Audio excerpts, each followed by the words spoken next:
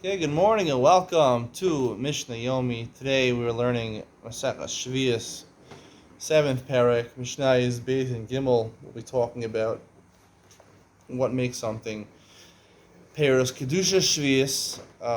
Is there a difference between the halachas of having Kedusha Sheviis and the chiyuv to get rid of Peros Sheviis when it's gone in the field? What is the difference between them halachically? And we'll be analyzing more.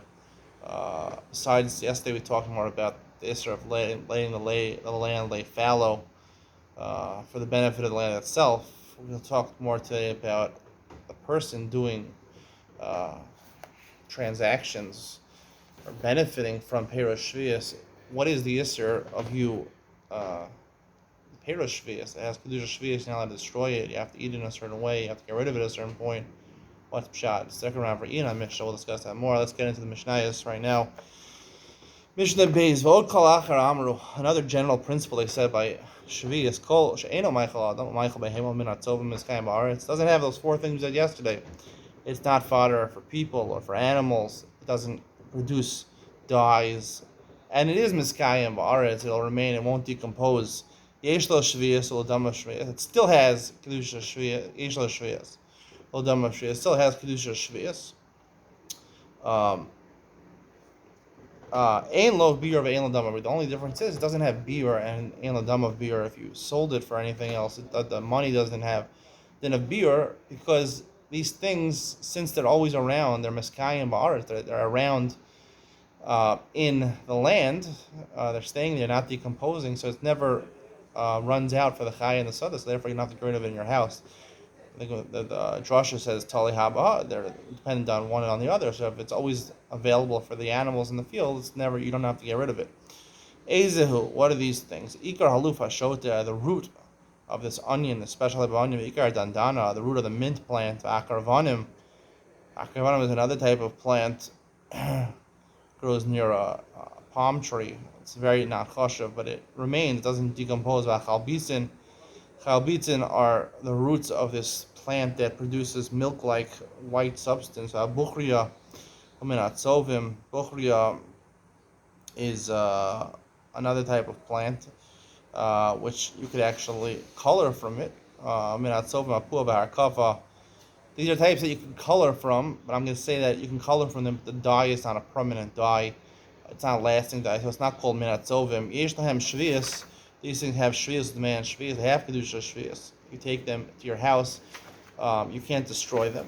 But ein lahem biur v'lo man biur. But there's no din of biur. You don't have to get rid of them because they never got rid of in the field. They never been getting rid of the field. Rabbi Shimon Omer Dmeim is bar and Rosh Hashanah. Meir argues. He says their money we are machmir on. If you trade them in, these things that are not really so valuable, to trade them in for money, you didn't get too much money back, obviously, but you have to get rid of the money until Rosh Hashanah. They said for the actual plant itself, there's no beer. Certainly for the money, and Rameir says the opposite. No, for the money, it's more people get confused and start doing business with Peros Shvius. Obviously itself, you're not going to do business with it. It's not chashuv. It's not going to be sold. So, but the money, people will start doing business with Peros Shvius, and we don't want that. Gimel, we don't pass like Rameir. Gimel kalpi kilipe rimon. It's the peel of a pomegranate, and also it has a little crown on the head of the pomegranate, if you know what a pomegranate looks like. Klipe agozim, the shells of nuts, galinin. Galinin are types of pits in the animal, pits of dates, pits of olives. Yesh time shvius with man shvius.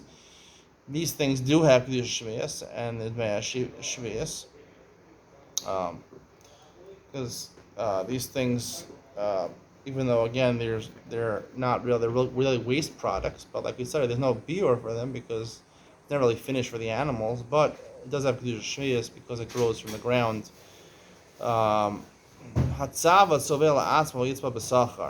the things that could provide a permanent dye, which is kedusha shvius, or even a temporary dye, you can only do these things for. You can only use the dye for yourself, but you can't do it for payment. To use the dye to get paid for it. It has kedusha shvius, even if it's only a temporary dye. It has kedusha. You don't do schora perush shvius.